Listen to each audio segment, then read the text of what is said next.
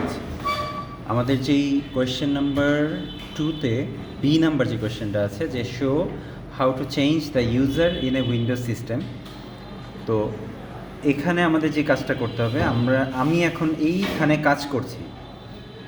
তো কাজ করার মধ্যে আমার কাছে কেউ একজন কম্পিউটার চাইলো যে আমি একটা কাজ করবো, তো আমার এখানে কিছু কনফিডেন্সিয়াল ফাইল থাকতে পারে বা কোনো প্রয়োজনীয় দরকারি ডকুমেন্ট থাকতে পারে, যেটা আমি অন্য কেউ নিলে হয়তো ব্যবহার করতে গেলে বা কোনো কারণে অ্যাক্সিডেন্ট ডিলিট করে দিলে আমার সমস্যা হবে।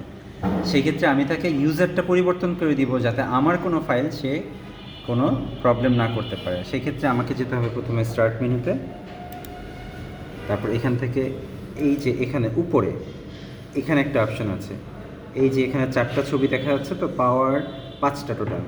তার একদম উপরে যেই ছবিটা বা অপশনটা, এটা হচ্ছে ইউজার অপশন। এখানে আমার ইউজার, তার মানে হাসান স্যার লেখা ইউজারটা এখানে আছে। আমাকে কী করতে হবে, এইটাকে চেঞ্জ করে অন্য ইউজারে যেতে হবে। তো অন্য ইউজারে যাওয়ার জন্য আমাকে কী করতে হবে, এই হাসান স্যার তো আছে আমার, তারপরে আমাকে কী করতে হবে, এই যে ডান পাশে যে 3 ডট অপশনটা আছে, এই 3 ডট অপশনে ক্লিক করে আমাদের কী করতে হবে, আরেকটা এই যে দেখুন এখানে লেখা আছে আদার ইউজার, তার মানে আমার ইউজার থেকে আমি আরেকটা ইউজারে চেঞ্জ করে নিব আদার ইউজারে। এই অপশনটাতে ক্লিক করলেই আমার ইউজারটা পরিবর্তন হয়ে যাবে। এই যে আগে ছিল হাসান স্যার, এখন হয়ে গেছে পিসিএসসি ল্যাপটপ। এখানে সাইন ইন অপশনটাতে ক্লিক করলেই আমার অন্য ইউজারে পরিবর্তন হয়ে যাবে।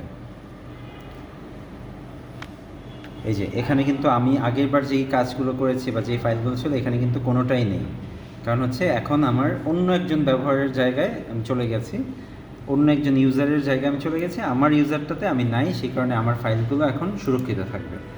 এতটুকুই, এটাই ইউজার চেঞ্জ করে কাউকে দেয়া বা ইউজার চেঞ্জ করে ব্যবহার করা। Thank you.